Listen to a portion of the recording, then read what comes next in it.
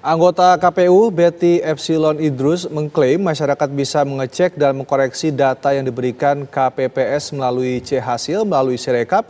Jika tidak ada kesesuaian antara Sirekap dengan C-Hasil, KPU bisa mengkoreksi sementara proses rekapitulasi tersebut. Terbuka ini, masyarakat justru dapat mengecek dan memberikan koreksi terhadap data yang ditulis oleh KPPS pada formulir C-Hasil. KPPS kemudian memfoto formulir C-Hasil dan mengirimkannya ke server KPU melalui Sirekap. Sistem kemudian akan melakukan konversi gambar menjadi data digital. KPU melakukan mitigasi segera terhadap kesalahan konversi yang terjadi di beberapa TPS dan segera melakukan koreksi data. Sebagai bentuk transparansi, KPU membuka akses kepada seluruh masyarakat Indonesia, baik di dalam maupun di luar negeri, untuk dapat melihat hasil perolehan suara berdasarkan formulir C-Hasil dan hasil konversi data oleh Sirekap melalui portal pemilu2024.kpu.go.id.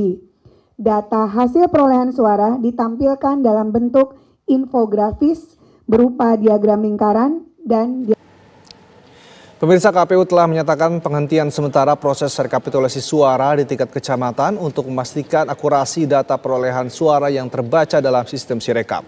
Lalu bagaimana kondisi terkini di KPU saat ini? Kita tanyakan kepada rekan Diva Ulhak langsung dari gedung KPU Jakarta. Selamat pagi Diva, apa proses yang masih berlangsung pada pagi hari ini?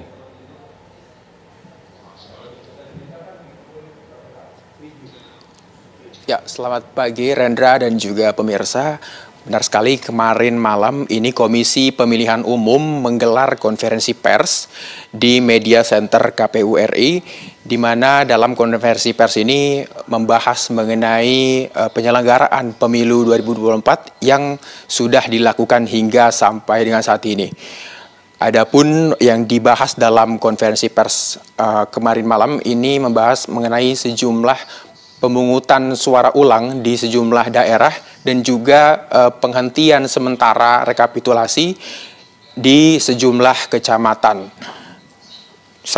Sebelumnya Bawaslu juga menyebutkan bahwa ada sekitar 2.400 TPS yang berpotensi untuk melakukan pemungutan suara ulang.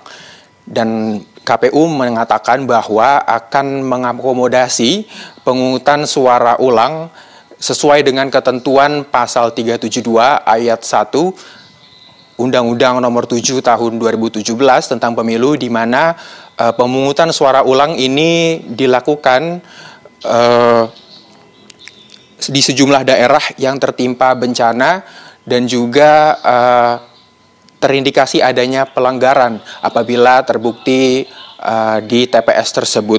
Kemudian untuk isu rekapitulasi penghentian sementara di kecamatan ini, pihak KPU mengatakan bahwa penghentian sementara ini dilakukan oleh KPU untuk mensinkronisasikan data di lapangan dengan yang ada di sistem rekapitulasi atau Sirekap.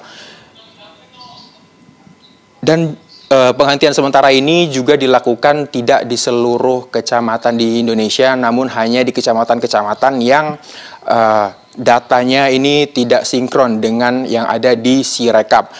Kemudian KPU juga menegaskan bahwa sinkronisasi data ini mengacu kepada hasil formulir C yang diproduksi oleh KPPS di TPS dalam berbentuk hard copy.